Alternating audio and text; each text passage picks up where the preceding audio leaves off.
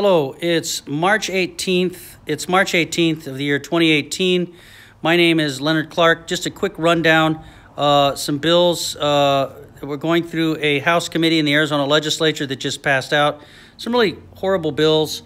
It was a striker bill. That means they substituted something in another subject bill onto a bill that they got rid of for a HCR 1018. Basically, it was a smear job on the National Humane Society.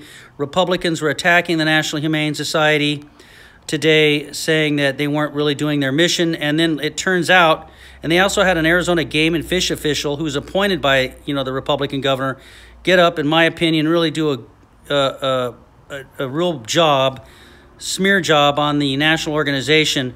But it turns out it's because the hunters are angry in Arizona, and the Republicans, that the National Humane Society is somehow backing these initiatives across the country, laws to ban hunting of wildcats, like jaguars, these other types of animals that are going on. So they attacked the National Humane Society.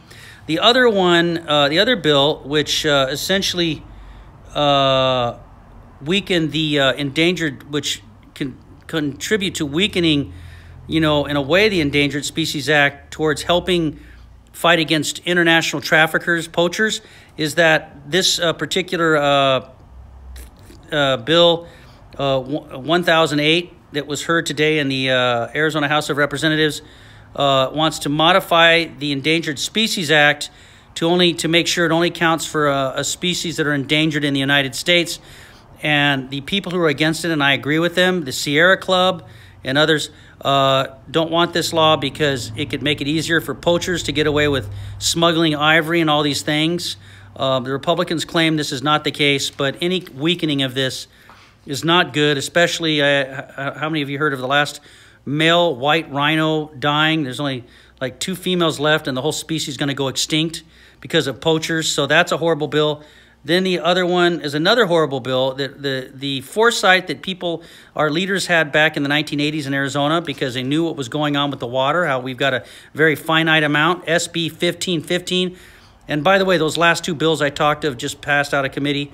But SB 1515 essentially allows developers to go in now, whereas before they would have to certify that there was enough water for their housing development, row and block upon block of houses, cookie-cutter houses, suburbs and things. They would have to guarantee a 100-year water supply. Well, now, if this bill, they have their way, they're going to be able to get out of that a lot easier. They make it sound like it'll be almost impossible, but they're basically, it's a giveaway for the developers. Who cares about the fact that, now I'm trying to remember, Cape Town, South Africa, some other places around the world, but Cape Town, I believe, one of these countries in Africa, is set a major city to run out of drinking water by May. They'll have to have emergency water points. Here in Arizona, our rivers that normally run like 80% or 100, right after the spring and the rains, they're running 20%. The snow levels, the snowpack was way down. It's looking really grim, yet they want to make it easier for developers to just do with the water, to go in, and when we don't even have enough water as it is. There was another bill, I didn't get into all the details, but it apparently passed out of committee as well. And that was basically about private land acquisition. That was SB 1513. And those are the 3 bills in this committee that were pretty much about the environment. So again, water laws weakened on SB 1515, Endangered Species Act. They want to amend it on 1008, this other bill that would make it so that, essentially it's going to make it easier for poachers in the long run. They claim it's not, as usual. And then HCR 1018, strike everything. And that was a smear job on the National Humane Society, the National American Organization. So that's pretty much what happened in that committee. Thank you.